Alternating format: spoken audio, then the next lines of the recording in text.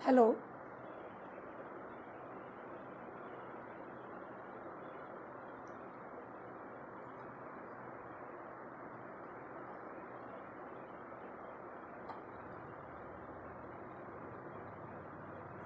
नमस्कार।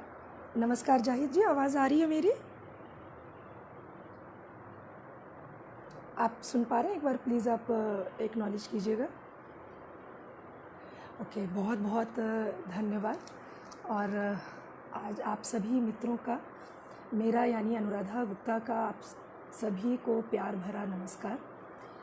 और academic publishing network द्वारा आयोजित ये 10 दिवसीय कहानी महोत्सव में आप सभी जो सहभागी रहे हैं, आयोजक रहे हैं, और इस विचार को मूर्त देने में जो हमारे साहित्य के साथी रहे हैं, उन सबका विशेष रूप से उनका हार्दिक आभार भी, उनको साधुवाद भी। और सबसे बड़ी बात है, इस विचार को लाकर, इसकी रूपरेखा बनाकर, इस ऐसे समय में जब तमाम लोग अवसाद और निष्क्रियता की ओर जा रहे हैं। आवाज़ आ पा रही है जाहिद जी? क्लियर है? हेलो। अच्छा, मैं तेज़ बोलने की कोशिश करती हूँ, आप शायद आपको आवाज़ ठीक ही आएगी। थोड़ी सी शायद आवाज़ लो होगी। अगर ठीक है तो आप बताइएगा। मैं कोशिश करूँगी कि थोड़ी वॉल्यूम अपनी मैं तेज़ रखूँ ताकि आपको स्पष्ट बातचीत यहाँ सुनाई दे सके। ठीक है, आप को अगर परेशानी हो तो आप बताइएगा।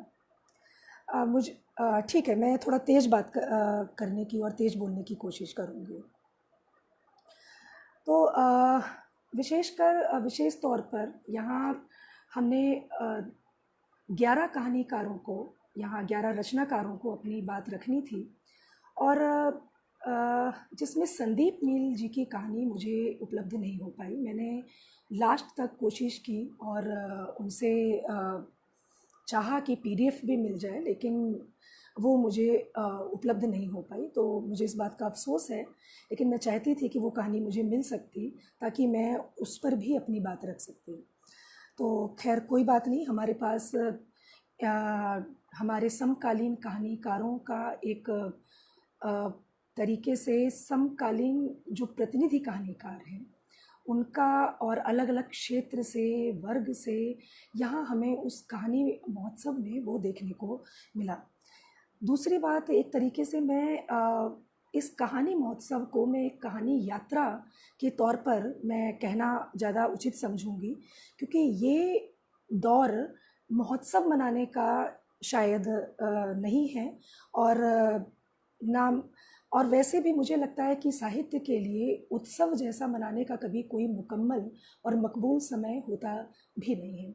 विशाल जी, बहुत बहुत आपको नमस्कार, आपका स्वागत। सुमति मैम का भी बहुत बहुत स्वागत और नमस्कार मैम आपको। और राकेश जी को इस आयोजन को सफल बनाने में, अपना सहयोग देने में, जिस तरह से वो नई प्रतिभाओं का उत्खनन करके और उनको मॉरल सपोर्ट देते हैं और उनको बढ़ावा देते हैं आज के समय में, ये भी बहुत ज़रूरी है और बड़ी बात है। जाहिद जी ने और इस एकेडमिक पब्लिशिंग नेटवर्क की जो पूरी टीम थी, उनकी कोशिशें मुझे इसलिए भी बेहद मानीखेज़ लगीं। और बहुत अच्छा मुझे ये लगा कि हम जिन ओके, ठीक है जाहिद जी, मैं कोशिश कर रही हूँ। तो जाहिद जी, मुझे हाँ, मैं ये कह रही थी कि मुझे ये बहुत अच्छा लगा कि उन लोगों को आपने एक जो तालमेल आप बिठा सके। नमस्कार अंजलि जी, नमस्कार सुनीता जी।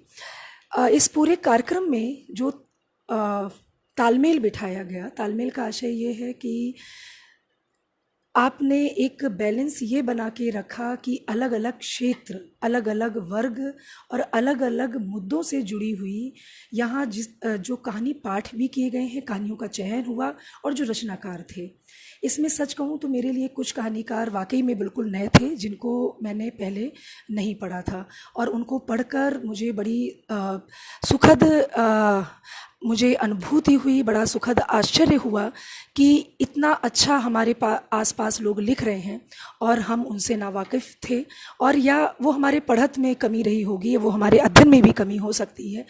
और ये भी हो सकता है कि कई बार कुछ नाम बहुत ज़्यादा नेपोटिज्म सही शब्द है कि नहीं है, लेकिन फिर भी कुछ नाम ज़्यादा सामने आ जाते हैं, ज़्यादा सामने आ पाते हैं। उनको सामने लाने के लिए भी कई दूसरे प्रयास होते हैं, बड़े शहरों के, बड़ी जगहों के, और उस चकाचौंध में वो लोग छूट जाते हैं जो कहीं ना कहीं उसके वाजिब हकदार हैं, और उनके लिए ज़रूरी है कि उनके लिए ऐसे अगर ईमानदारी से कार्यक्रम चलाए जाते हैं कि उनको जगह मिले। नमस्कार जय जी। तो ये तालमेल एक तरीके की साहित्य की मोनोपोली को तोड़ने के लिए मुझे सबसे एक जो प्रमुख मुझे पॉइंट लगा, मैं बार बार इस बात को इसीलिए रिपीट कर रही हूँ कि मेरे लिए ये एक ज़रूरी मुद्दा था और ज़रूरी बात थी, जिसके लिए आपको और आपके जो विचारक थे इस इन कहानीकारों को जोड़ने के लिए, उनको विशेष रूप से आभार। और अगली बार अगर आप ऐसी कोई सीरीज़ चलाते हैं तो कोशिश कीजिएगा कि और भी जो नई प्रतिभाएं हैं और युवा प्रतिभाएं हैं उनको भी आप जोड़ें और उनको साथ लाएं। मुझे यहाँ पर 10 कहानीकारों की कहानियों पर बात रखने के लिए कहा गया है। ये मेरा नज़रिया, मेरी पढ़त, और सच कहा जाए तो इतना आसान नहीं है कि एक सीमित समय में 10 कहानीकारों पर आप एक साथ बात रख सकें। कहीं ना कहीं वो एक जो नज़रिया होगा या मेरी बातचीत होगी, वो सारे पात्र और कहानी की रचना शैली, कहानियाँ आपस में अब एक कोरस की तरह से वो साथ में मेरे मस्तिष्क में, मेरे ज़हन में अब बन चुकी हैं। तो अब चाहे वो श्रद्धा थवाइट की कहानी हो, हनीफ मदार जी की कहानी, अभी ईदा मैंने पढ़ी, राकेश जी की कहानी का पात्र हैं, और तमाम ऐसे कहानी पात्र हैं कि जो अलग अलग क्षेत्रों से अलग अलग समस्याओं को लेकर उनका कहीं उनका यथार्थ है, उनका संघर्ष है, उनकी जीत, उनका हार, उनका क्षोभ, उनका अवसाद, सब मिलजुल कर एक समांतर समाज को हमारे सामने वो जीवित रूप में, एक जीवंत रूप में हमारे सामने वो रख देते हैं। मैं कहानी पर आती हूँ। एक उसके पहले मुझे लगता है कि अगर थोड़ा सा समय है तो आज के दौर में तकरीबन 3 महीने से एक लॉकडाउन के पीरियड से होते हुए, एक वैश्विक महामारी से होते हुए, जिसका कह सकते हैं भुगतता हुआ जो वर्ग हमें दिखाई दिया, वो वर्ग निम्न वर्ग था, मज़दूर वर्ग था। यानी कह सकते हैं कि इन खामियाजों को भुगतता हुआ जो एक एपिसेंटर था वो मज़दूर वर्ग ही था। लेकिन धीरे धीरे जैसे जैसे समय बढ़ता जा रहा है, पास होता जा रहा है, अब हम देख रहे हैं कि उसकी जो उसका प्रभाव है, उससे अब मध्य वर्ग, उच्च मध्य वर्ग भी उससे अछूता नहीं है। आप देख सकते हैं कि शायद ही हमारे होशो हवास में इतनी आत्महत्याएं पहले कभी किसी समय में हुई हों जितना अंजाम आज के समय में हम देख रहे हैं अपने समय में होते हुए। तो ऐसे समय में जब अवसाद का समय है, बेतरह निराशा का समय है, टूटने का समय है, लोग टूट रहे हैं, कोशिश करते हैं कि वो आपस में जुड़े रहें। एक डिस्टेंसिंग नाम दिया गया, बाद में उसको सोशल डिस्टेंसिंग से करेक्ट करके उसको फिज़िकल डिस्टेंसिंग कहा गया, पर सच्चाई तो यही है कि वो फिज़िकल डिस्टेंसिंग एक्चुअल में वो सोशल डिस्टेंसिंग ही बन गई है। आपके हम आभासी दुनिया में एक लंबे समय से अब जी ही रहे हैं। लेकिन इस पूरे दरमियान जो मैंने साहित्य का सोशल मीडिया में विशेषकर फेसबुक, आभासी मीडिया जो है, एक आभासी जो दुनिया है, लेकिन आभासी दुनिया में भी जो हमारे सामने है वो उनकी जो विचार है, जो उनकी सोच है, वो आभासी नहीं है। दुनिया हम कह रहे हैं कि वो आभासी क्योंकि हमारे सामने वो नहीं बैठे हैं, पर असल में वो विचारधाराएं और वो जो सोच है जो हमसे टकरा रही है, जो हमारे सामने आ रही है, उनको नज़रअंदाज नहीं किया जा सकता। और ये टूटना वास्तविक दुनिया के टूटने से ये उसके समानांतर ही कह सकती हैं कि ये भी एक बहुत बड़ी चोट पहुंचाने वाला है। तो मुझे इस तमाम तरीके की जो उठापटक है, साहित्य में राजनीति और ऐसे तमाम तरीके के जो वाकवीर हमारे सामने दिखाई दिए, रोज़ दिखाई दे रहे हैं, और ऐसी निरर्थक बहसें इस तरीके की जहाँ ऐसा कह सकते हैं कि एक निराशा में साहित्य का दौर एक बड़ा ही बौने रूप में, और बल्कि मुझे लगता है कि अगर मेरे शब्द अन्य ना लिए जाएं तो एक टुच्चेपन के रूप में मैंने साहित्य का एक ऐसे दौर को भी मैंने देखा है कि जिससे आपका मन मोह भंग होना बहुत ही वाजिब है। और मुझे सिर्फ दुख उनके लिए होता है या तकलीफ़ उनके लिए होती है कि जो युवा कहीं ना कहीं जो विद्यार्थी हैं या युवा जो साहित्य के प्रति जिनकी रुचियां हैं, उनको हम क्या दे रहे हैं और उनके सामने एक कैसा निराशामय वातावरण और कैसा एक खंडित वातावरण हम उनके सामने प्रस्तुत कर रहे हैं।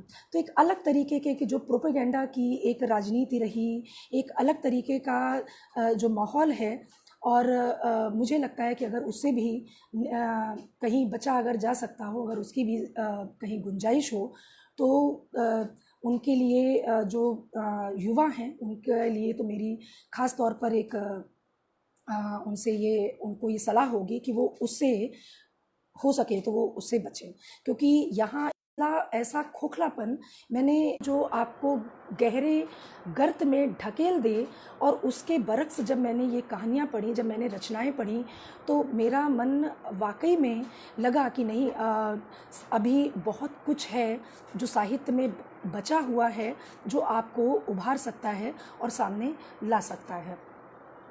और कहानियों पर बात करने से पहले एक कुछ जैसे कि आलोचकों की जो भूमिका है, आलोचक की, रचनाकार की भूमिका बहुत बड़े, उस पर बहुत दूर तक जाने की ज़रूरत नहीं है, लेकिन एक मेरे मन में जो मुझे लगा कि जिस पर बात होनी चाहिए वो भी है कि एक आलोचक की दृष्टि क्या होती है, उसकी भूमिका से क्या आशय है, उसकी भूमिका क्या होनी चाहिए, और उससे आज के समय में जब एक बड़ी तादाद में रचनाकार लिख रहे हैं और लिखने की बहुत बड़ी संख्या में अलग अलग जगह से लोग लिखते हैं, और ये भी नहीं है कि उनको पढ़ा नहीं जाता है, उनके प्रशंसक हैं जिनको हम जानते भी नहीं हैं, दूर दराज के लोग उनको पढ़ते हैं और पसंद करते हैं।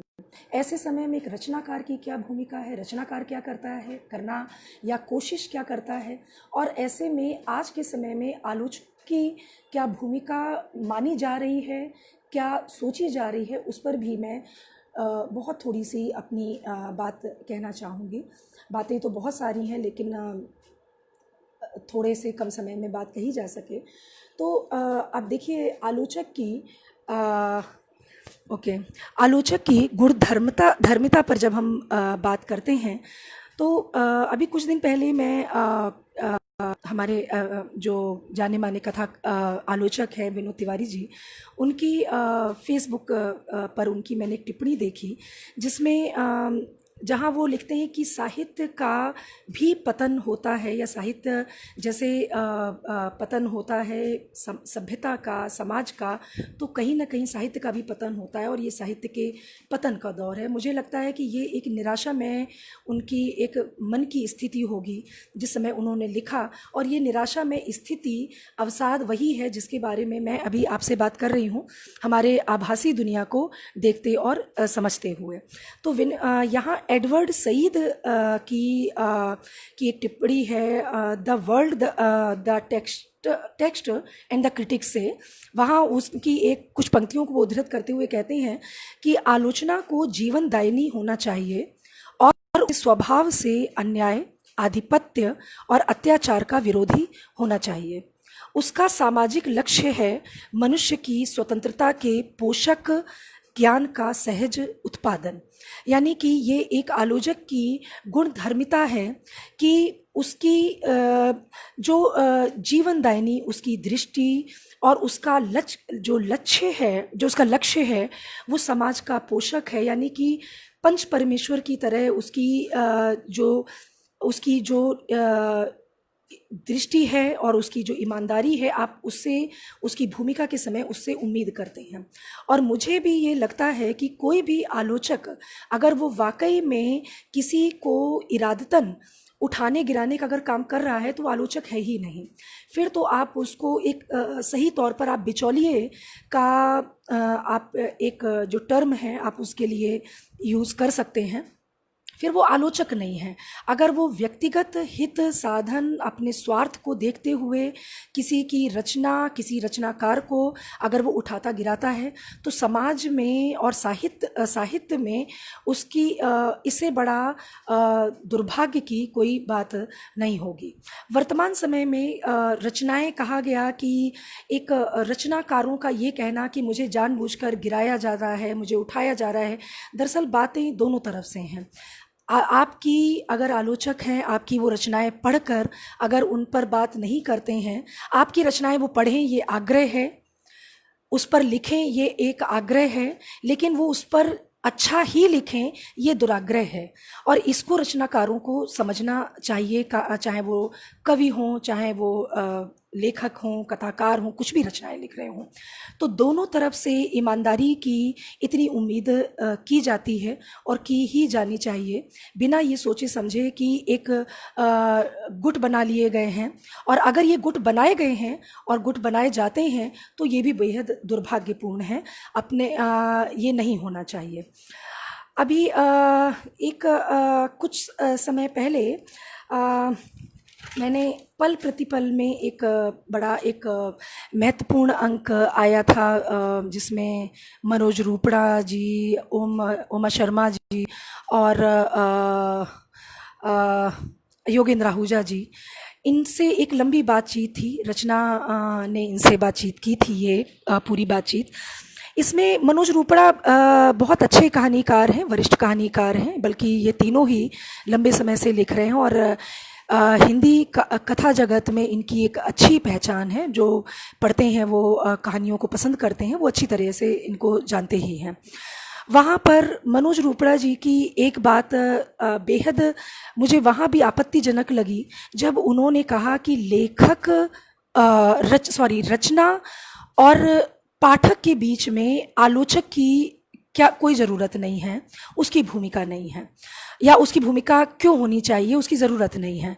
तो मैं उनसे कभी आमने सामने नहीं मिली, लेकिन मैं उनसे कहना चाहती थी कि उसकी आलोचक की भूमिका कोई जाहिर सी तौर पर वो किसी बिचौलिए की नहीं है कि वो बाज़ार में रखी रचनाओं को वो बेचने का काम कर रहा है, कि वो पाठक और रचनाओं के बीच में आकर वो उसकी बोलियां लगाए और उसकी तारीफ कर कर उसको बेच रहा है।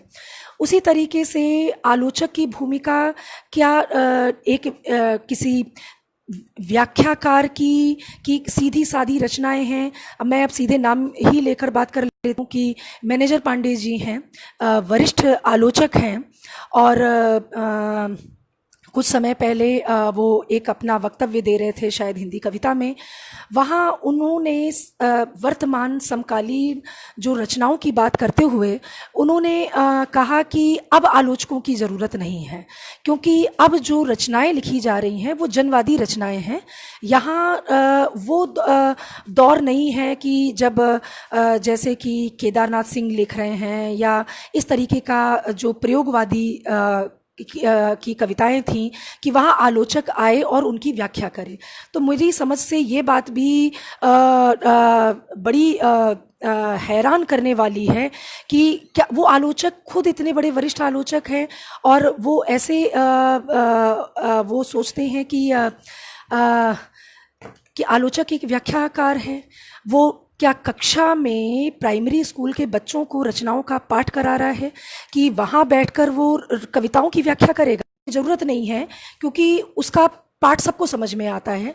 तो मुझे इस पर भी बड़ा आश्चर्य है कि कबीर और तुलसी पर जिस तरीके से बड़े आलोचकों ने इतने इतना उनका गंभीर अध्ययन कर कर उस पर जो नई चीज़ें वो लेकर आए, नई व्याख्याएं उस पर लेकर आए, वो नई सोच उन्होंने और पाठ के अर्थ के नए मायने उन्होंने खोले, क्या उन सब की अनदेखी आप कर लेंगे? उन सबको आप अनदेखा छोड़ देंगे? जी राकेश जी, आप सही कह रहे हैं। यहाँ मेरा आशय, पता नहीं मैं अपनी बात को कितनी स्पष्ट तरीके से समझा पा रही हूँ या नहीं पा रही हूँ। मैं दोनों तरफ से बात कर रही हूँ, रचनाकारों के लिए भी और आलोचकों के लिए भी। दोनों की भूमिका को संदिग्ध बनाया गया है। ये एक प्रोपेगंडा के तौर पर और एक तरीके की तानाशाही है, एक तरीके का एकाधिकार साहित्य में कुछ गढ़ों ने रचा है और उसकी उठापटक चल रही है।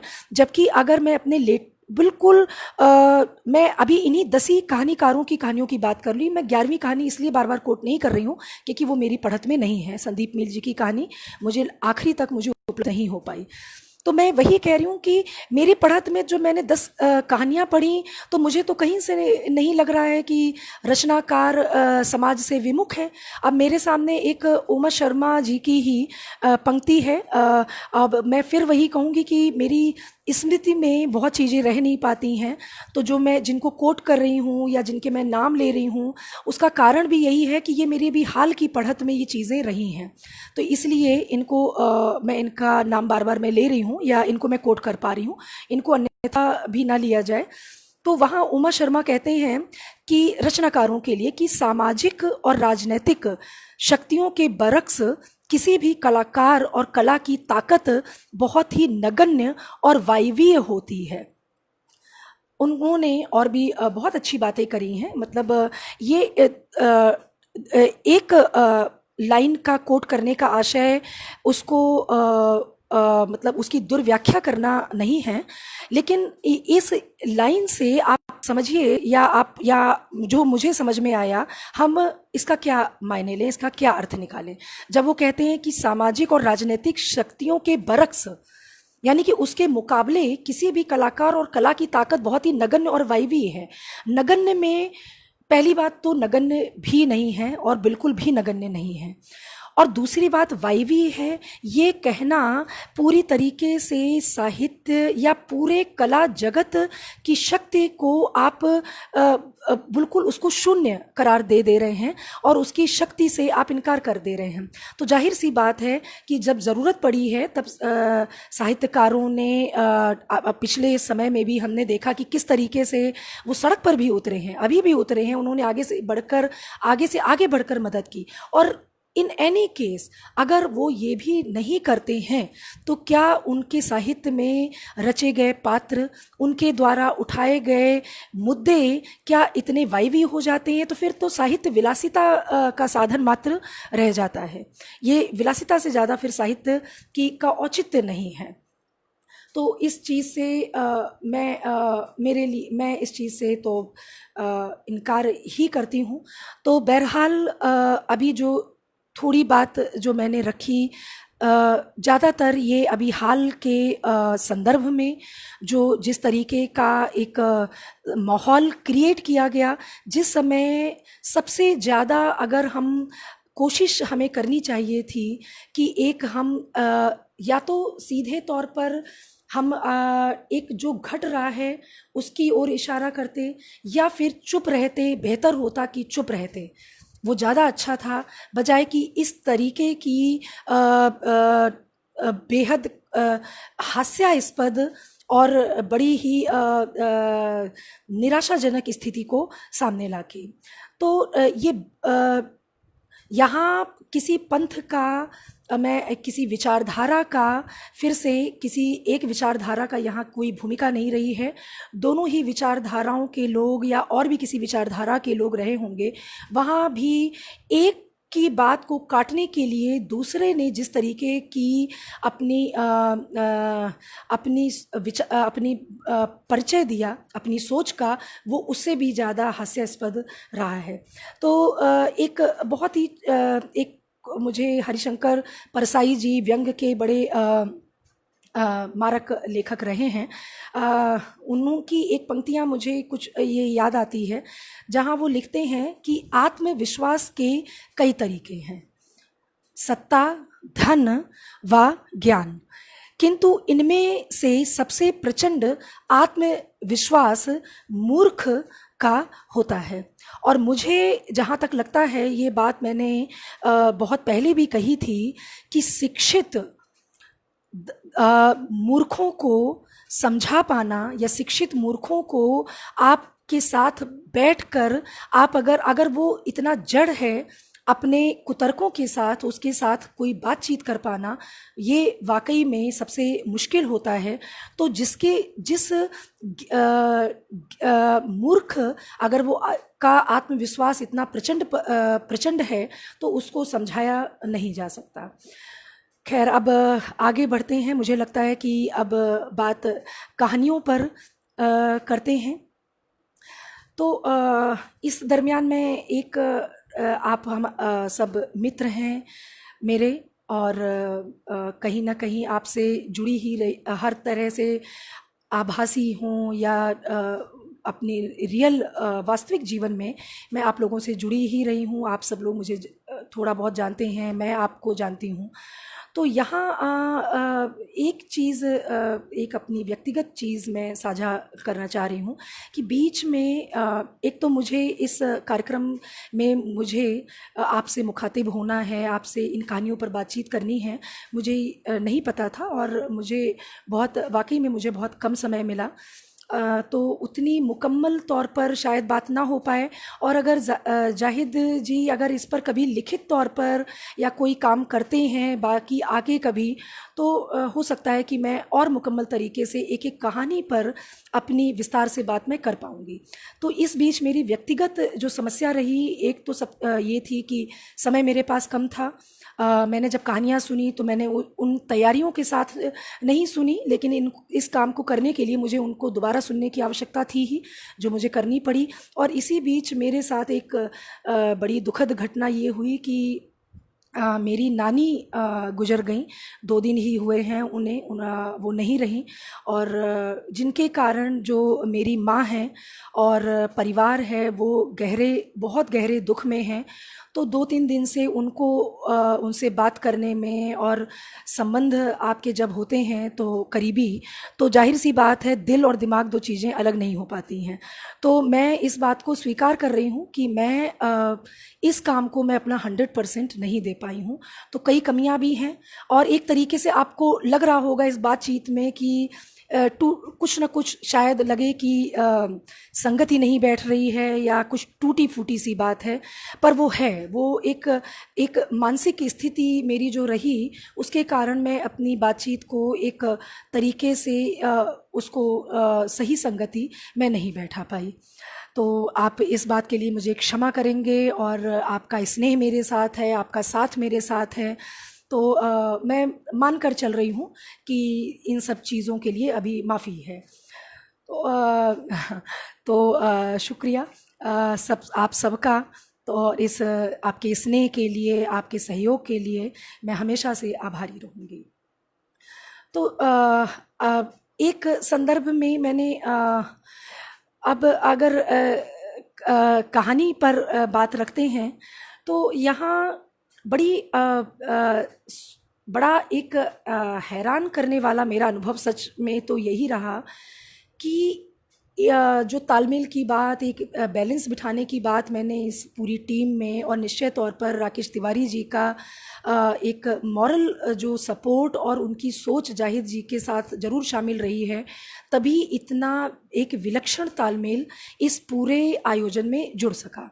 अन्यथा अलग अलग वर्ग, हर तरीके के वर्ग, अलग अलग क्षेत्र, जो पात्र हैं वो कैसे एक समानांतर समाज मेरे सामने रच पाए कि मैं ये नहीं सोच पा रही हूँ कि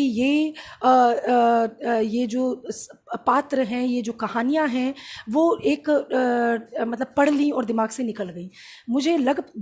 मैं देख पा रही हूँ कि ये कहानियाँ कहानी नहीं हैं, वो कहानियाँ कभी होती भी नहीं हैं, वो हमारे अपने अनुभव होते हैं। उसमें पात्र के नाम, स्थान के नाम वो काल्पनिक हो सकते हैं, लेकिन ये कभी ये जो अनुभव हैं, ये जीवंत अनुभव हैं, जो उनके रचनाकारों के अनुभव हमसे पाठकों के अनुभवों से मिलकर एकाकार होते हैं और एक नई और एक बड़ी दुनिया के दरवाजे खोलते हैं और हम उसमें गहरे धंसते जाते हैं। मैं छत्तीसगढ़ नहीं गई, मैंने माइंस नहीं देखी। जब अंजलि देशपांडे जी ने जिस तरीके से पत्थर कहानी में जब उन्होंने कहानी में जो साधु जी हैं उनका जो संघर्ष है, बंधुआ मजदूरी का संघर्ष है, मैंने फूलों को नहीं देखा क्योंकि मैं छत्तीसगढ़ नहीं गई, या मैंने भोजपुरी बिहार का मैंने इलाका नहीं देखा तो भी क्या हुआ, मैंने वो नहीं देखा। लेकिन ये सब ना देखकर भी अब उनके संघर्ष और उनकी जिजीविषाएं, उनके दुख, उनकी तकलीफ़ें, सब कुछ मेरे आँखों के सामने हैं। अब मैं फिर से मनोज रूपड़ जी को ही मैं कोट कर रही हूँ। इन्होंने एक बहुत अच्छी बात लिखी है कि कोई भी लेखक, कलाकार अपनी विधा में पारंगत होने के लिए जो मेहनत करता है और उसमें जो निपुणता अर्जित करता है, वह निपुणता उसे पहचान दिलाती है। लेकिन ये उपलब्धियां वैयक्तिक हैं, वैयक्तिक उपलब्धियों से उसे मान्यता मिलती है, लेकिन जब तक पूरे परिवेश को रचनात्मक बनाने वाली सामूहिक प्रक्रियाओं में अपनी भागीदारी सुनिश्चित नहीं करता, जब तक वैयक्तिक उपलब्धियां तब तक वैयक्तिक उपलब्धियां सिर्फ ड्राइंग रूम में सजाकर रखने के अलावा किसी काम की नहीं होती। तो वैयक्तिक उपलब्धियां तो वो होंगी कि जब आप एक काल्पनिक किरदार रचकर और उस संघर्ष को, उस अनुभव को शायद है उसको भीतर से महसूस किए बगैर अगर आप बैठकर आप एक कल्पना का आप एक महल बना रहे हैं, उसके लिए आप चाहे आप बड़े बड़े कितने पुरस्कार आप पालें, आपके नाम के कितने बड़े बड़े मंच सजा दिए जाए, जितने भी लिटरेचर फेस्टिवल होते हैं वहाँ पर आपके नाम की तालियां बज जाएं, लेकिन वो सारी वैयक्तिक केवल आपका अर्जन ही है, वो केवल वैयक्तिक उपलब्धियां ही हैं। जब तक कि आप उस समाज से आप नहीं जुड़ते और उन समाज आपकी और वहाँ सुनिश्चित नहीं करते अपनी भागीदारी को। और एक कथन है जो मैंने कहीं सुना था कि राख ही जानती है जलने का अनुभव, यानी कि जो अनुभूति है वो राख ही समझ सकती है। आप समझ सकते हैं उसका आशय कि जो एक मुहावरा है। तो यहाँ मैं ये बात कहूँगी कि ऐसा ये ज़रूरी नहीं है कि अंजलि देशपांडे जी ने माइंस, अब मेरी अगर उनसे व्यक्तिगत बात हो तो मुझे पता चले, मुझे नहीं पता है कि वहाँ उन्होंने बंधुआ मजदूरों को क्या व्यक्तिगत तौर पर उन्होंने देखा है। बावजूद उसके जिस तरीके का दर्द और जिस तरीके की विवशता, जिस तरीके का ये एक वो वातावरण इस कहानी में वो रच सकी हैं, तो ये सिर्फ अपने खुद के अनुभव के साथ ही जुड़ा रहे ऐसा ज़रूरी नहीं है। वो रचनाकार की कितनी संवेदनाएं हैं और उसकी वो जो कहते हैं आपकी परकाया प्रवेश, इससे आप इनकार नहीं कर सकते। तो एक हम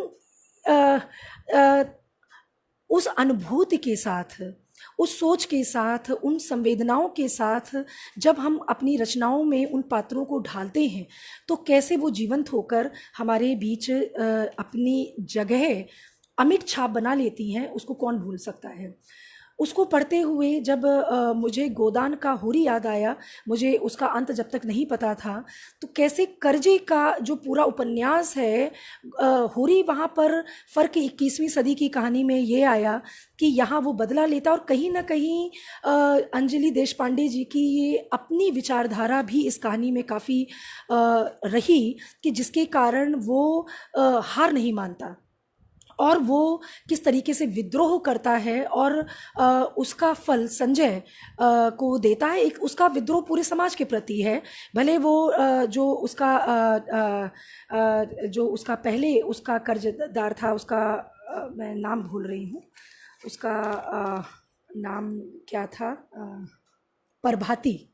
प्रभाती था, उस सबके प्रति उनका जो विद्रोह है वो यहाँ पर बखूबी दिखाई देता है। वो गोदान के होरी की तरह वो लास्ट में अपने अंत में उसके तो प्राण जाते ही जाते हैं, धनिया भी जिस तरीके से समर्पण करते हुए गौ का दान कर देती है, ये स्थिति यहाँ नहीं आने पाती है। और ये विद्रोह की स्थिति इसीलिए आ पाई क्योंकि वो जो एक अंजलि जी की अपनी विचारधारा है। मैं इस चीज़ से मैं बार बार कह रही हूँ कि ऐसा है, इसीलिए ये विद्रोह की स्थिति वहाँ दिखी। वो चाहती तो ये स्थिति शायद नहीं रहती, और अगर नहीं रहती तो पाठक इसको एक दूसरे तरीके से इस कहानी को लेते, क्योंकि आज भी बंधुआ मजदूर ऐसी ही स्थिति में हैं, इससे बुरी स्थिति में हैं, कर्ज में वो डूबते जा रहे हैं। कानून है लेकिन कागज़ पर हैं, उनके लिए कोई कानून उनको या तो ज्ञान नहीं है, उनको ये चीज़ें उनको बताने वाला कोई नहीं है, और अगर है भी तो उनके अंदर इतनी ताकत नहीं है, इतना साहस नहीं है कि वो यहाँ पर आकर इस तरीके से वो इस कहानी का अंत जो हुआ वो उनके वास्तविक जीवन में वो अंत हो सके। और हर कहानी एक नई स्थिति, नए समाज को ला रही है, नई चुनौतियों को हमारे सामने ला रही है। लेकिन देखने वाली बात ये है कि आज के समय में भी जो चुनौतियां हैं, और जो जब से कहानी और उपन्यासों का जो उदय काल है, अगर 20वीं शताब्दी का जो प्रारंभिक समय है, जो उसका उद्भव है हिंदी कहानी कथा साहित्य का, तब से देखते देखते हमने 100 वर्ष से ऊपर पार कर लिए। उसके बाद भी जो हम कहते हैं कि प्रेमचंद कभी नहीं चाहते कि उनकी कहानियाँ और उनका साहित्य आज भी प्रासंगिक हो, पर बड़े दुर्भाग्य की बात है कि सदगति जैसी कहानी के जो पात्र हैं वो आज भी हमें सीमा शर्मा की जब कहानी 3 पहाड़ा और गटर उसमें पढ़ते हैं तो बेहद बहुत तकलीफ़ से गुजरना पड़ता है कि ये आज का सच है। तमाम आविष्कारों के बाद, तमाम तकनीकी चीज़ें इजाद हो जाने के बाद भी आज भी हम अपने शहरों में और आए दिन अखबारों में पढ़कर एक खबर की तरीके से हम निकाल देते हैं, और मुझे लगता है कि अब शायद ना निकाल पाएँ। अगर आप इन चीज़ों से आप गुजरते हैं और इस तरीके के साहित्य और सिनेमा और तमाम चीज़ों से अगर आप संवेदनशील हैं तो आप इनसे जाते हैं। कुसुमलता जी एक किसी कहानी पर कोई ऐसी एक पसंद की नहीं थी कि जिसमें कहा जाए कि एक कहानी, और मुझे पता नहीं क्यों ये कहानियाँ पढ़ते हुए मुझे एक मन से में ये भी लगता रहा कि 11वें दिन मुझे इस जो आयोजन की जो रूपरेखा में मुझे आयोजक की टीम के द्वारा मुझे एक तरीके से निमंत्रित किया गया कि आप अपनी बात रखें, तो वो एक नज़र ही है। मैं यहाँ मुझे मन में कहीं ना कहीं एक टीचर होने के नाते भी मुझे लग रहा था कि कहीं ऐसा ना लगे कि अध्यापक जी आ गए और यहाँ रिजल्ट सुनाने लगे। तो ऐसा नहीं है कि मैं किसी निर्णय पर मैं नहीं पहुँच रही हूँ। आप सभी बेहद प्रबुद्ध लोग हैं, साहित्यजीवी लोग हैं, और साहित्य के मुझसे ज़्यादा मर्मज्ञ हैं आप लोग। तो आपकी जो आपकी रुचियाँ, आपकी जो उस पर सोच बनती है वो बेहद मानी खेज होगी, और उनके अलग से बेहद मायने होंगे। तो मुझे जिन जिन कहानियों पर मैं बात करती जा रही हूँ वो कहीं ना कहीं एक दूसरे से लिंक करती हुई जा रही हैं, शायद बातचीत में बात बढ़ती जा रही है। मैं किसी क्रम में मैं अपनी बात नहीं रख रही हूँ, यहाँ पसंद के क्रम में भी नहीं है, कहानी सुनाए जाने के भी क्रम नहीं है, ये सिर्फ एक बातचीत का क्रम है जिसके आधार पर ये कहानियों का जिक्र मैं करती जा रही हूँ। तो यहाँ मैंने जब सीमा शर्मा की कहानी का मैंने जिक्र किया कि तीन पहाड़ा और गटर, और देखिए आपकी जो चरित्र हैं और चरित्र के साथ साथ जो उनका परिवेश है वो कितनी शिद्दत से रचा गया है, वो कितनी कितनी ईमानदारी से रचा गया है और कितनी गंभीरता और संवेदनशीलता के साथ रचा गया है, ये देखने वाली बात है। तो यहाँ जो एक किशोर अवस्था का बच्चा है, जो 13 वर्षीय जो बालक है, वो स्कूल जाना चाहता है। वो सपने में उसको बिजबिजाते हुए हाथ में कीड़े दिखते हैं क्योंकि उसको मैला ढोना पड़ता है, और ये आज का सच है। अभी भी आप देखते हैं कि गटर में उतरने के कारण कितने मजदूर हैं जिनकी मौतें हो रही हैं, जिन पर कोर्ट को हस्तक्षेप करना पड़ा, तमाम एनजीओज़ को आना पड़ा कि क्यों ऐसी स्थितियां हैं, कि क्या ऐसी आप क्या इतनी तकनीक आपके पास नहीं है, इतनी सुविधाएं नहीं हैं कि आप उनको उतारते हैं और उसके वो मरने पर मजबूर हैं क्योंकि आप की नालियां चौक ना हो, क्योंकि आप सांस ले सकें, इसलिए उनकी सांसें अवरुद्ध हो जाती हैं। और वो अवरुद्ध नहीं भी होती हैं तो भी वो उसके लिए एक तरीके से शापित हैं कि वो वहाँ उतर कर उनको वो काम करना पड़ता है। और जहाँ एक वो सोच है परिवार की कि उसकी माँ और उसका भाई कि हम ये करेंगे नहीं तो खाएंगे क्या, उनके लिए भी उद्धारक बनकर एनजीओ के 3 बच्चे वहाँ छुट्टियाँ मनाने आते हैं। अन्यथा उनके समाज की सोच, मास्टर जी जिस तरीके का जाति इतना घिनौना जातिवाद वहाँ गांव में है, और और आप इससे बिल्कुल इनकार नहीं कर सकते कि सदगति की और ठाकुर का कुआं की जो स्थिति थी वहाँ पर आप कोई कह सकता है कि 120 वर्षों के बाद भी वो स्थितियों में कोई सुधार हुआ है? कितना सुधार हुआ है? बड़े शहरों में कुछ लोग हैं जो इन चीज़ों को नहीं मानते, अन्यथा आप अंदर से कितने लोग हैं आज भी उसी सड़ी बिजबिजाती हुई सोच से, वो बाकायदा उस सोच से भरे हुए हैं। और आप देखिए कि सूर्य ग्रहण हुआ, आप उसको खगोलीय दृष्टि से आप अगर उसकी चर्चा करते हैं, उसकी बात करते हैं, उसके निष्कर्ष निकालते हैं, उन बातों पर वैज्ञानिक दृष्टि से आप सोचते हैं तो बड़ी अच्छी बात है, बहुत अच्छी बात है। लेकिन इतना पढ़े लिखे लोगों का समाज, कितने आश्चर्य की बात है कि वो मैसेज पे मैसेज वायरल कर रहे हैं सोशल मीडिया में कि आपको कि ये हो जाएगा, वो हो जाएगा, ये नहीं करना है, वो नहीं करना है। ये वो लोग हैं जो विज्ञान और तकनीकी के क्षेत्रों में बड़े बड़े ओहदों और पदों पर हैं, जिसकी उन्होंने शिक्षा ग्रहण की है। वो ऐसी जब रूढ़िवादी और दकियानूसी बातें करते हैं तो बेहद तकलीफदेह है। और उससे ज़्यादा तकलीफदेह ये भी है कि हमारा मीडिया, और मीडिया की तो जो ही बात करें तो उस पर तो पूरी थीसिस लिख जाएगी, उस पर तो क्या ही बोलें, कि वो खबर दिखा रहा है कि आप दिल्ली, ये जो सूर्य ग्रहण है दिल्ली के लिए बहुत ही विनाशक साबित होने वाला है। मैं किसी काम में व्यस्त थी, कुछ बेटी ने मेरी बेटी टीनेजर है, बेटा भी टीनेज में है, तो मुझे आवाज़ें बेटी की आ रही थी कि बंद करो, ये क्या बकवास टीवी चैनल में चल रही है। एक नेशनल टीवी चैनल इस तरीके की कैसे बात वो कर सकता है? और बेटी के शब्द हैं, ये मेरे शब्द नहीं, कहती कि इसको बैन क्यों नहीं कर देना चाहिए, क्योंकि आप किस तरीके के तर्क आप हमारे सामने, यानी कि तार्किकता खत्म हो चुकी है। आपकी सोच को वो लकवा मरवा देंगे, इसके लिए वो कोई कसर नहीं छोड़ रहे हैं। वो लोग ये समाज, ये जो हमारे आसपास फैला हुआ है। तो हम जब इन पात्रों की बात करते हैं तो कोई ये ना सोचे कि अब ऐसा कहाँ होता है, अब ऐसा नहीं होता है। आप कहेंगे कि बंधुआ मजदूरों के लिए बहुत कानून है, दलितों के लिए बहुत कानून है, उनके किसने रोका है? कहाँ किसी की हिम्मत नहीं। आप कहेंगे कि उनके सामने ऐसे आप जातिवादी बात कह दें तो आपके खिलाफ केस कर देंगे, और जबकि आप अच्छी तरीके से जानते हैं कि आप भारत केवल दिल्ली में नहीं बसता है या बड़े महानगरों में नहीं बसता है।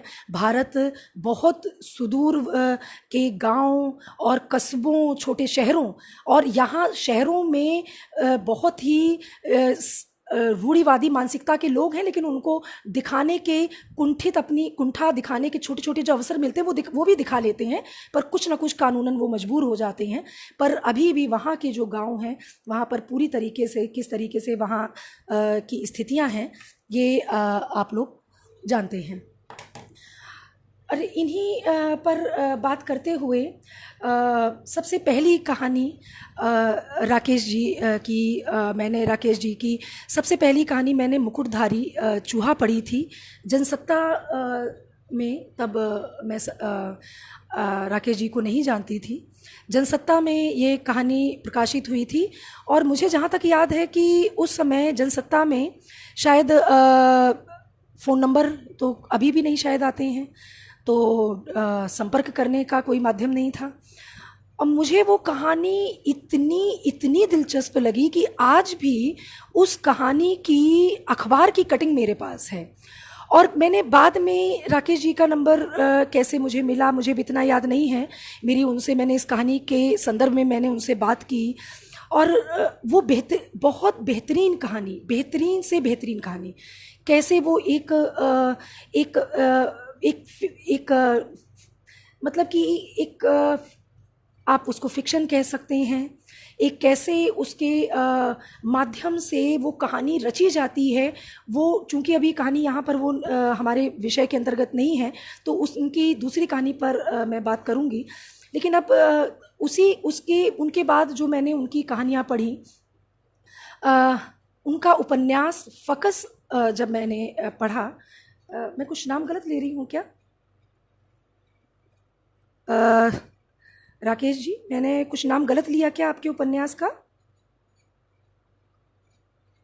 तो मेरी स्मृति भी बड़ी गड़बड़ होती जा रही है।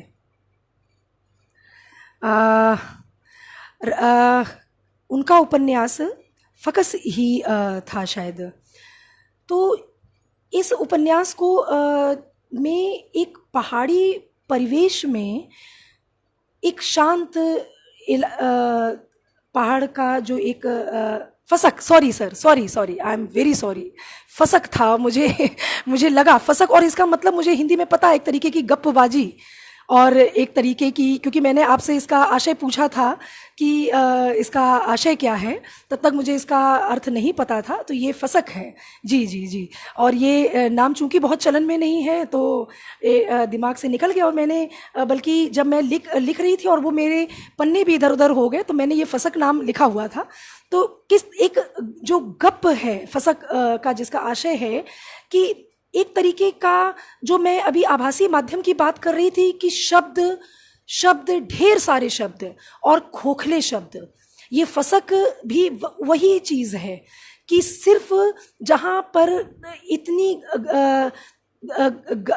वहाँ पर, लेकिन उससे दूसरी भी चीज़ें जुड़ती हैं। फसक केवल यही नहीं है, वहाँ पर और भी दूसरी चीज़ें आती हैं कि पहाड़ी परिवेश में कि जो लोग हैं वो कैसे लोक कथाओं की उनकी बीच में इतनी प्रचलित होती हैं, वो तमाम तरीके की कहानियाँ हैं। और वो ये लोक का उन्होंने जैसा एक इतना गहरा उन्होंने वो परिवेश दिखाया है, वो फसक से वहाँ जुड़ता है। इसी के साथ वहाँ भी एक शांत और एक अच्छे वातावरण को बर्बाद करता है, जो जब वहाँ पर फ़ोन का आना और इंटरनेट का आना शुरू होता है।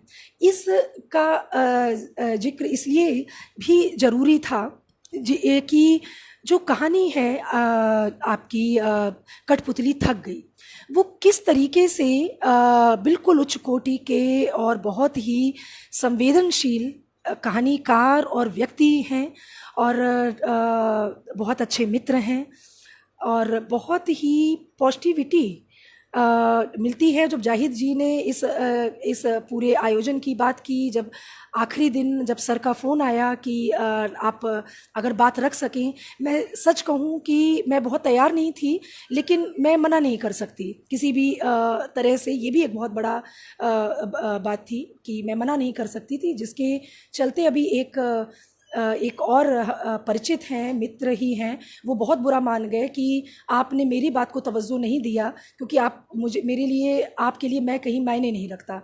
तो वो भी एक अलग बात है, लेकिन मेरे लिए ये विषय भी बहुत ज़रूरी था कि मैं इन कहानियों को पढ़ूंगी, बात करूंगी। और दूसरी बात, जिन्होंने कहा वो मेरे लिए उससे भी ज़्यादा मायने रखता था।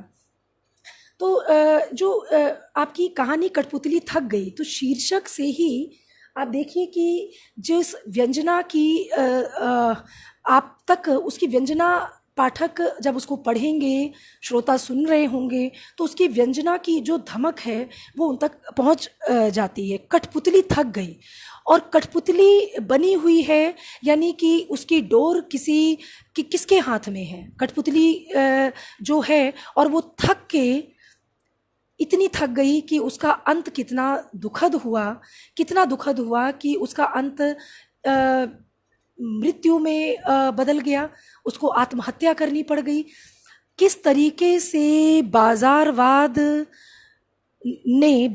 ने इंसानों को उपभोक्ता में तब्दील करके उन्हें मशीन बना दिया है, और व्यक्ति किस तरीके से यांत्रिक जीवन जीने के लिए जो एक विवशता है, जो छटपटाहट है, जो उनकी महत्वाकांक्षाएं हैं, जो असंतोष है, उसके कारण, और आप उसका सीधा आप कनेक्शन अगर आप देखना चाहें इस कहानी का, तो आप संप्रति इससे बड़े उदाहरण क्या होंगे कि जो मैंने टाइम्स ऑफ इंडिया में मैंने पढ़ा, ये विदेशों में एक अलग तरीके का अवसाद और एक निराशा, क्योंकि वो कटाव वहाँ पर जो होता था कि एक दूसरे से पारिवारिक और पड़ोसियों से संबंध नहीं, इसलिए वहाँ आत्महत्याएं लोग ज़्यादा करते थे। पर हमारे देश में ऐसा नहीं था।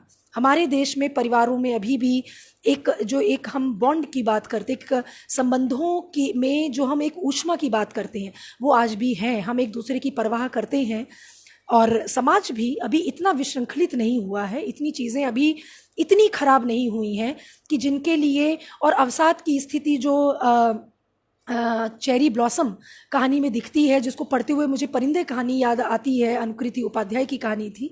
तो वो उस तरीके की स्थिति वो जापान में जैसे देशों में हो सकती है, या वो जैसी स्थिति एक बड़े और वेस्टर्न कंट्रीज़ में जिनकी बात आती रही, वहाँ ये स्थिति होती रही है।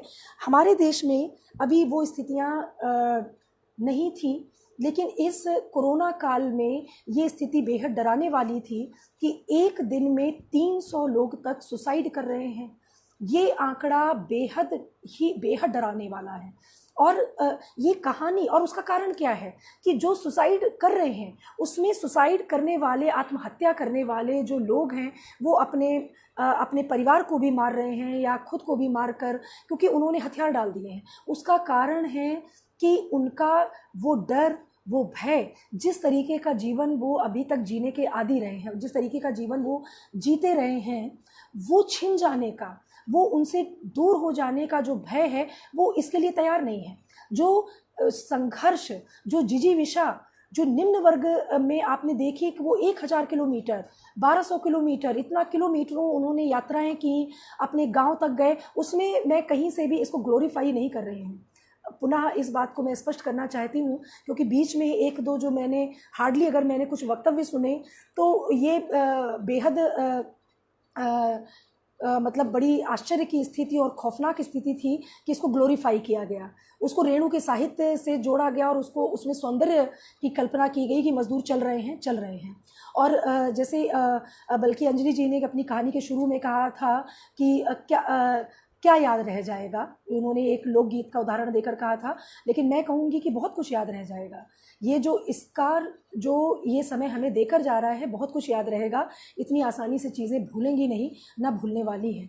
यहाँ जो कठपुतली है वो कमला जो, और उसकी माँ जो ईजा, यानी कि उसकी जो माँ है, घरों में काम करके बहुत ही यंग प्यारी सी लड़की है। पुलिस वाले परेशान हैं केस के अंत तक पहुँचे कि क्यों उसने जहर क्यों खाया, उसने सुसाइड क्यों किया, क्योंकि उनके सामने कोई कारण, एक बड़ा कारण हो कि जिसको वो समझ सके, या सुसाइड नहीं किया तो क्या वजह थी, या कि उसकी हत्या हुई, हत्या की कोई वजह नहीं दिखी। वजह ही नहीं है कि फ़ोन, पहले एक छोटा फ़ोन है, उसके बाद फिर तकनीकी बदलती है, और आप देखिए डिजिटल समाज, हर 2-4 महीने में जो आपके पास चीज़ें हैं, वो एक नई बड़ी चीज़ खरीदने के लिए आपको फिर से कैसे वो खींचने लगती हैं अपनी ओर। तो फिर से एक डिजिटल फ़ोन आ जाता है, फ़ोन ले लिया, फ़ोन उसको पहले जिसने उसको आदत नहीं थी उसको आदत लगवाई एक सोनू नाम के लड़के ने, लेकिन फ़ोन ले लिया पर चार्ज उसको करवाने के लिए पैसा चाहिए। यानी कि शौक में जो कहते हैं कि हाथी को तो खरीद लिया, पालना मुश्किल है। उसकी हंसती खेलती ज़िंदगी किस तरीके से ये इस उपभोक्तावादी जो समाज है, जो बाज़ार की लालसाएं हैं, उस चक्रव्यूह से कैसे उसको तोड़ कर रख देती है। एक हंसता खेलता जो जीवन है उसका सारा रस मतलब कि उसका सारा रस चूस लेना, और रस चूस के उसको अगर वो जहर खाना भी उसका एक प्रतीकात्मक रूप है। मुझे लगता है कि वो आत्महत्या कर लेती है, और जो आत्महत्या नहीं कर लेते हैं उनकी जब इच्छाएं पूरी नहीं हो पाती हैं तो वो किस तरीके की अवसाद में चले जाते हैं। आप बच्चों को देखिए, और बड़ों की तो बड़े भी कई इसके शिकार हैं, और जो टीनेजर्स हैं, जो युवा हैं, कैसे इस चक्रव्यूह के, बाजार के चक्रव्यूह में कैसे वो उलझते और निरंतर वो फंसते जा रहे हैं। ये बाजार की जो चालाकी है, अगर आपने जैनेंद्र का निबंध पढ़ा हो बाजार दर्शन, तो बड़ा अच्छा वो निबंध है कि आप मतलब कभी अवसर मिले तो उसको देखना चाहिए। तो ये कहानी अपनी संवेदना में, अपने परिवेश में और भाषा में, और सबसे अच्छी बात तो राकेश जी का जो पठन है वो तो हमेशा से बेहद उम्दा ही रहा है। और एक कहानी में व्यंग्यात्मकता भी रही, और बहुत सारी चीज़ें थीं कि जब कभी लिखने का ज़रूर अवसर आएगा तो इस पर लिखकर बात की जाएगी। इसी कहानी मुझे जब समय हो जाए तो, अभी बात तो बहुत बाकी रहेगी, बहुत सारी कहानियाँ रह गई। मुझे लगता है 1 घंटा तो तकरीबन हो ही गया, और जाहिद जी बताएंगे, और जैसा कहेंगे। आप लोगों की भी सुनने की एक सीमा और क्षमता होगी, कितना सुनेंगे और कितना बर्दाश्त करेंगे, तो मुझे बता दीजिएगा।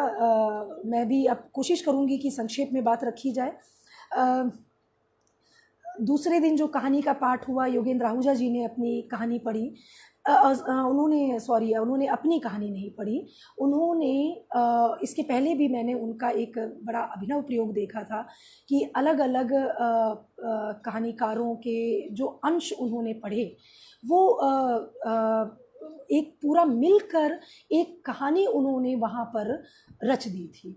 यहाँ उन्होंने जो कहानी पढ़ी योगेंद्र आहूजा जी ने, वो आज के समय में बेहद प्रासंगिक और बड़ी ज़रूरी कहानी थी, स्विचमैन। यानी कि आप ये देखिए, मेक्सिको के जो कहानीकार हैं, उनका नाम जुआन जोसे एलियोला, अगर मैं सही उच्चारण कर पा रही हूँ तो ये कहानीकार हैं। तो आधी सदी से पुरानी ये जो कहानी है, तो ये कहानी आज के समय में अगर इसको उन्होंने पढ़ा तो इसके पीछे के बेहद ज़रूरी अर्थ थे, बेहद ज़रूरी मायने थे। तो इसके पीछे एक बड़ी अति यथार्थवाद में, एक तरीके की हम कहेंगे कि एब्सर्ड कहानी है ये। और मुझे इसको पढ़ते हुए कुछ और एब्सर्ड एकांकियाँ, कुछ कहानियाँ याद आई, कुछ थिएटर, कुछ नाटक याद आए। मुझे याद है एक 3 अपाहिज, मैंने एक कहानी, बल्कि बच्चों को मैं पढ़ाती थी, एक सिलेबस में भी कहानी लगी थी, एक एब्सर्ड एकांकी थी वो। तो यहाँ पर कैसे एक उसके वो एक ऐसा एक ऐसा जो रेलवे स्टेशन में और उस उनके साथ मतलब कि उस वहाँ चलने वाली जो रेलें हैं, वहाँ की जो व्यवस्था है, वो आपको कहीं अंत तक ले ही नहीं जाती हैं। बीच में बड़ी मतलब एक इतना तीखा व्यंग है कि जहाँ छोड़ दिया वहाँ एक नए शहर बस गए, कि वो सोच कर ले गए कि जो युवतियाँ हैं और कुछ साथ में युवा हैं, ताकि वहाँ छोड़ के एक वो नया शहर ही बस जाए। और जो भाग्य है वो वहाँ ले जाएं। और इसको उन्होंने जोड़ा हमारे आज के समय से भी, और ख़ास कर ये जो रेलें चलाई अभी जो कुछ बीच में चली कि जाना था कहीं और वो पहुँच गई कहीं, और उन रेलों के लिए जिस तरीके की एक कह सकते हैं कि एक जो पूरी एक आंदोलन ही चलाया गया रेल को लेकर, जो राजनीति हुई पक्ष और विपक्ष में, तमाम तरीके की जो वो हुई बहसें और विवाद, वो तो उन सब से भी हम सब परिचित हैं। एक कहानी का मुझे लगता है मैंने तकरीबन काफ़ी कहानियों के जिक्र किए। श्रद्धा थवाइट की कहानी पगडंडी ज़रूर पढ़ी जानी चाहिए, और सभी कहानी पढ़ी जानी चाहिए, देखी जानी चाहिए। श्रद्धा थवाइट जी एक अधिकारी पद पर हैं, और छत्तीसगढ़ का जो मुझे लगता है वो वहाँ तकरीबन जो उनके अनुसार वो तकरीबन 15 वर्ष उन्होंने वहाँ बिताए हैं। तो जो सुदूरवर्ती इलाके हैं, उन्होंने खुद कहा कि जो इस कहानी की नायिका है फूलो, वो उस मतलब नाम भले अलग हो सकता है, लेकिन वो काल्पनिक पात्र नहीं हैं, वो पात्र हकीकत में हैं। और देखिए कि हम लोग और बल्कि हम लोग अगर ये साहित्य को जो नहीं पढ़ते और जानते हैं, जिन लोगों का साहित्य से संबंध नहीं है, जो लोग एक यथार्थवादी सिनेमा भी नहीं देखते हैं, समानांतर सिनेमा जिन्होंने देखा नहीं है, जिनकी रुचियां नहीं हैं। शुक्रिया अंजलि जी, मैं जाहिद जी के या किसी के मैं मतलब उनका अगर इशारा मिलेगा तो शायद मैं जल्दी और ख़त्म कर दूंगी, तो अदरवाइज़ मैं थोड़ा सा बस और अपनी थोड़ी बात कहूँगी। तो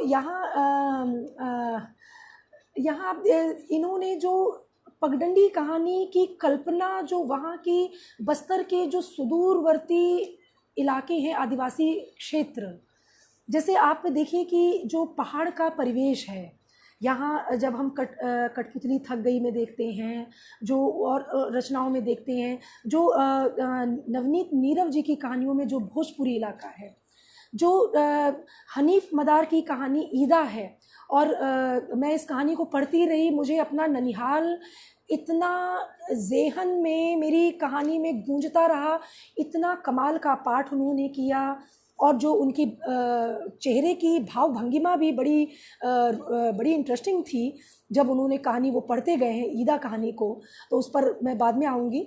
और कैसे वो ये सार्वकालिक चरित्र हैं, और जो परिवेश है वो भी सार्वकालिक हैं। ये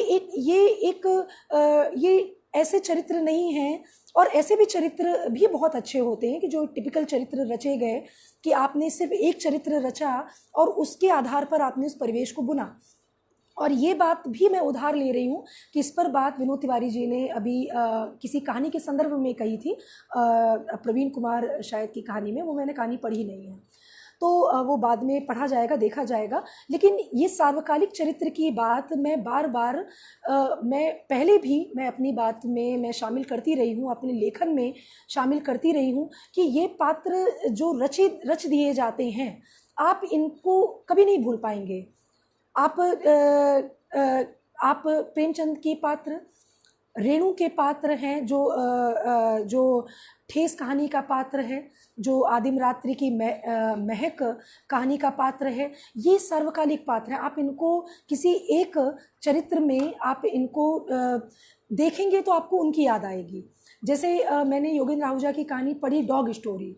अब डॉग स्टोरी पढ़ने के बाद जो सड़क पर चलते जो कुत्ते होते हैं, आपको कैसे उनके प्रति संवेदनाएं नहीं जगेंगी। आपको वो जो पढ़ेंगे तो आप उसमें आप एक जीवंत पात्र देखेंगे कि वो आपसे कुछ कह रहा है, आपको वो एक ऐसा चौपाया नहीं नज़र आएगा जानवर कि उसकी संवेदनाएं नहीं हैं, उसके पास कुछ ऐसा लगेगा कि जैसे आपसे वो कुछ कहना चाहता है। ये जीवंत हो गए। अगर वो पात्र एक डॉग स्टोरी में आया, और एक बच्चों के में एक इंग्लिश में कहानी मैंने पढ़ी थी हैचिको, और शायद उस पर कोई फिल्म भी बनी है, जापानी कहानी का अंग्रेजी अनुवाद था वो, वहाँ भी देखिए मैं मेरी बेटी शायद उस समय 8th में थी या 7th में थी जब मैंने वो कहानी पढ़ी, और उस कहानी को पढ़कर आँखों से आंसू नहीं रुके। वो इतनी बेहतरीन कहानी थी। तो साहित्य जो आपके भीतर संवेदनाएं जगाता है, वो कैसे और क्यों बहुत ज़रूरी है, ये हमें साहित्य पढ़कर ही समझ में आएगा कि आपको वो केवल यांत्रिक व्यक्ति बनाकर नहीं छोड़ देता है। आपके अंदर की जो एक शुष्कता है उसको ख़त्म करने की कोशिश करता है, अगर आप साहित्य को प्रोपेगेंडा नहीं बनाते हैं। आप साहित्य को वाकजाल में, शब्दों के झूठे आडंबर में, उठापटक की राजनीति में और अपने गंदे मैं चलिए एक बहुत ही ऐसे शब्द में इस्तेमाल कर ही लेती हूँ कि गंदे और टुच्चे अपने स्वार्थ के हथियार के तौर पर आप उनका इस्तेमाल अगर नहीं करते हैं, तो आप साहित्य आपको क्या देकर जा रहा है। अगर हम इस समय की फेसबुक की जो राजनीति थी, और मैंने बाकायदा साहित्य में राजनीति, ये बाकायदा मैं बार बार इसका मैं नाम ले रही हूँ क्योंकि ये जो एक मुहिम भी चलाई गई वो बाकायदा इसके पीछे एक पब्लिसिटी का एक प्रोपेगेंडा ही था। अदरवाइज मैं इस पद से ही मैं इत्तेफाक नहीं रखती हूँ। साहित्य में राजनीति, साहित्य की राजनीति, ये तो उठापटक ही पूरी तरीके से गलत है। जब पहले थी तब भी गलत थी, अगर अब है तो अब भी गलत है। अगर आप इस आभासी दुनिया से और या इस गंदी राजनीति अगर कहीं होती है तो वो साहित्य नहीं है। असल साहित्य है तो इन कहानियों में आप ढूंढिए, जिन कहानियों को मैंने इस दरमियान मैंने पढ़ा है। सही कह रहे हैं राकेश जी कि आप कि कुत्तों को देखने की नज़र बदल गई। वाकई में मतलब उसको पढ़ने के बाद मुझे लगने लगा कि आप उनको वो आपसे जैसे बात कर रहा है, सड़क राह चलते वो आपसे कुछ कह रहा है। मुझे हर बार लगता है कि वो आपसे कुछ साझा करना चाहता है। ये बिल्कुल सही है। तो कैसे ये पात्र आपके जीवन में एक जगह बना लेते हैं और जुड़ जाते हैं, हमेशा के लिए जुड़ जाते हैं, आपके अवचेतन में एक जगह बना ही लेंगे। आप जब भी बात करेंगे, आप अपने यथार्थ समाज को जब आप देखते हैं तो आप उनको, जब तक आप उनको अपनी साहित्य की दुनिया से वो एक ऑटोमेटिकली कनेक्शन हो जाता है। अब उसको मैं क्या नाम दूँ या मैं क्या कहूँ, मुझे शायद उसके लिए उचित शब्द या चीज़ याद नहीं आ रही है, लेकिन साहित्य का समाज से, समाज का साहित्य से रिश्ता बहुत गहरा है। अलग कुछ है ही नहीं, ना समाज में साहित्य है, ना साहित्य में समाज है। ये दोनों अन्योन्याश्रित हैं, एक दूसरे से बहुत गहरे गुथे हुए हैं, उससे अलग कुछ भी नहीं है। आप शैली कोई भी अपना लीजिए, आप अति यथार्थवाद में लिखें, आप यथार्थवाद में लिखें, आप फैंटेसी में जाते हैं, आप कोई भी शैली अपना लें, आप व्यंग्य की शैली अपना लें, कुछ भी अपना लें, लेकिन अगर वो एक ईमानदारी से लिखा गया कोई भी रचना है, ईमानदारी से लिखी गई कोई भी रचना है, चाहे वो कहानी हो, चाहे उपन्यास हो, चाहे वो कविता हो, चाहे बहुत छोटी सी कुछ भी पंक्तियाँ हों, तो वो ऑटोमेटिकली पाठक से, श्रोताओं से, दर्शकों से अपना कनेक्शन जोड़ ही लेती हैं, वो जोड़ ही लेती हैं। और जाहिद जी, मैं आपका बहुत लंबा कुछ शायद वो है कोटेशन, क्या टिप्पणी है मुझे देखनी पड़ेगी। हाँ, धन्यवाद। आपने कर दिया तो क्या मैं अब बंद कर दूं जाहिद जी? मुझे आप ये भी बता दें। मैंने अगर अपनी बात पूरी कर ली हो, आपको अगर लगता है कि मैंने कह लिए, हालांकि अभी भी हमारे बीच से कई कहानीकार छूट रहे हैं। मैंने पगडंडी का जिक्र किया और मैं वही कह रही थी, बात शायद मैं अपनी बात से भटक जा रही हूँ कहानी के बात करने से। तो आप मुझे बताइएगा, मैं अगर 5-10 मिनट है, 5 मिनट में तो फिर मैं अपनी बात ख़त्म ही करती हूँ। तो यहाँ मैं ये कह रही थी कि जब श्रद्धा जी ने अपनी कहानी का पाठ किया तो वहाँ कई लोगों ने कहा कि दिल्ली में भी ऐसी स्थिति दिखती है। वो दूसरी स्थितियाँ होंगी, लेकिन जिस तरीके का संघर्ष, फूलों का संघर्ष है, आज जो लोग इनसे परिचित नहीं हैं, जो वहाँ नहीं गए हैं, वो साहित्य के ही माध्यम से इन चीज़ों से परिचित हो सकते हैं। और किस तरीके की उसकी जो जिजीविषा है फूलों की, और वहाँ की जो संघर्ष की स्थितियाँ कि वो नदी पार करके चट्टानों को पार करके वो पगडंडी जो एक आस का प्रतीक है, आस से वो एक आशा और एक उम्मीद से जोड़ती है। आप देखिए कि किस तरीके का इतना पिछड़ा आदिवासी इलाका है कि बेसिक वहाँ जो जो वो हैं, ठीक है जाहिद जी, मैं बस ख़त्म कर रही हूँ, मैं एक ईदा की बात करूँगी फिर मैं ख़त्म करूँगी।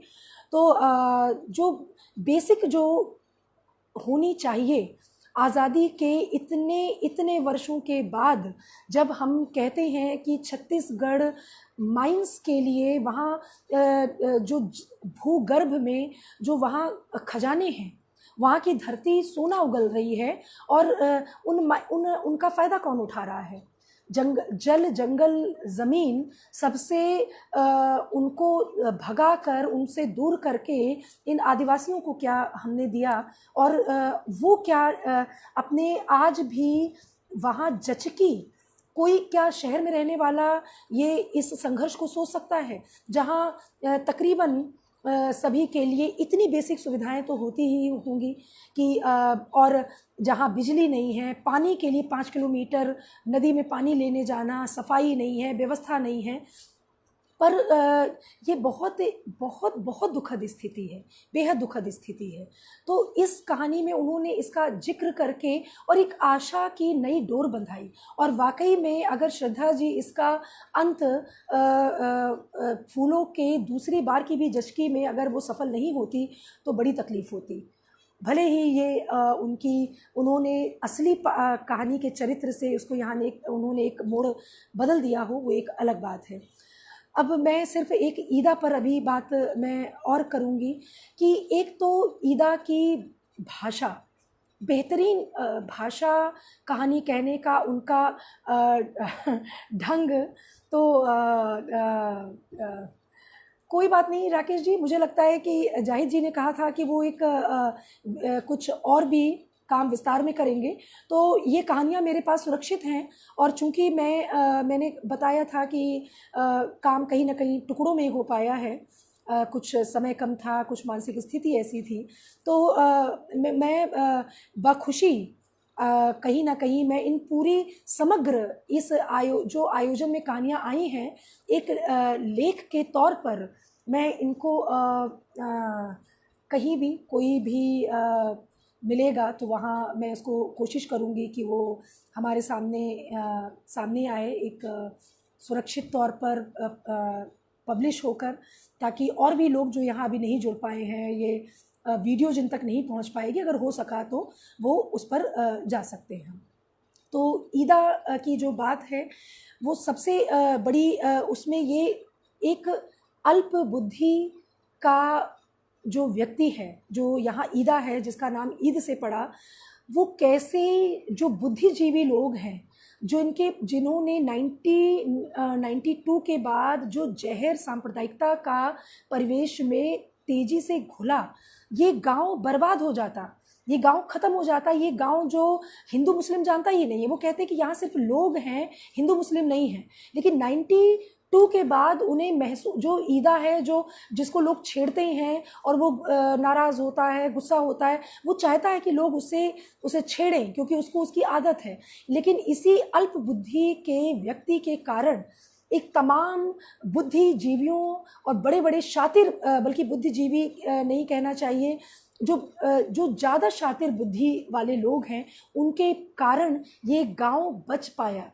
ये एक बड़ी बात है, एक ये बहुत बड़ा संकेत है जो इस कहानी में, इन तमाम बहुत सारी खूबियाँ हैं इस कहानी में, बहुत सारी अविस्मरणीय चरित्र है ये ईदा, हमेशा याद रहेगा, कभी ये ना भूलने वाला चरित्र है।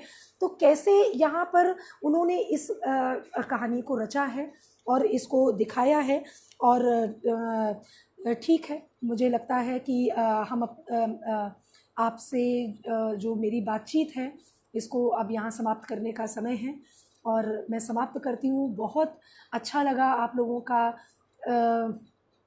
भरोसा मुझ पर कि मुझे कहा कि मैं अपनी बात रख सकूँ या रख सकती हूँ, या मैं रखूँ, और मैं रख सकती हूँ, ये मुझ पर भरोसा है और रखनी चाहिए। ये एक मित्रवत आपका जो आग्रह है वो मेरे लिए बड़ी बात है।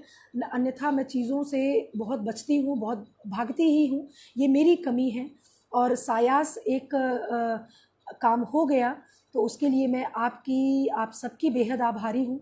और सबसे बड़ी बात, आभारी मैं इन रचनाकारों की हूँ जिन्होंने इतनी अच्छी कहानियों को हमारे सामने रखा, इनका चयन किया, चयन करके पढ़ा। और पुनः आभार और साधुवाद, बहुत बहुत बधाई पूरी टीम को, एकेडमिक पब्लिशिंग जो नेटवर्क है और इसको मॉरल सपोर्ट करने वाली जो टीम रही है। एक होती है फिज़िकल काम करने वाले, एक होते हैं पीछे से आपको पुश करने वाले। और आज के समय में जो आपको फिज़िकल पुश से ज़्यादा जो आपको मॉरल अगर आपको सपोर्ट देते हैं और साहस देते हैं, वो नैतिक साहस आज के समय में सबसे ज़्यादा मुझे लगता है नैतिक साहस की ज़रूरत है। तो बहुत बहुत धन्यवाद आपका और शुक्रिया। और फिर मिलेंगे, फिर सुनेंगे आपको। चलो, नमस्कार।